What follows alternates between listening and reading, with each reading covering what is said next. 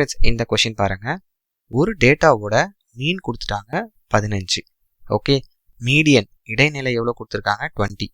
அந்த டேட்டாவோட மோடு எவ்வளோ, இதுதான் question friends. So mean, median, mode இந்த மூணுக்கும் உண்டான ரிலேஷன் ரொம்ப முக்கியம் ஃப்ரெண்ட்ஸ். சூஸ் பாயிண்ட் ஆஃப் வியூலையும் வெரி வெரி இம்பார்ட்டன்ட். ஸோ அது என்னன்னு இப்போ சொல்லிடுறேன். மோட் ஈக்குவல் டு, அதாவது முகடு equal to 3 median, okay, minus 2 mean.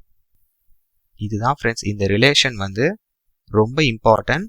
Okay, நல்லா பார்த்து வச்சுக்கோங்க. ஸ்டாட்டிஸ்டிக்ஸில் இந்த ஃபார்முலா ரொம்ப important. Okay, one of the important formulas.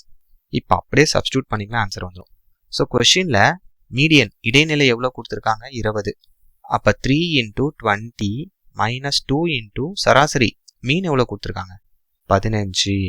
Okay, so இப்போ சால்வ் பண்ணிடுங்க. 3 × 20 60. அதுலேருந்து ஒரு 2 × 15 30 போச்சுன்னா 60 மைனஸ் 30.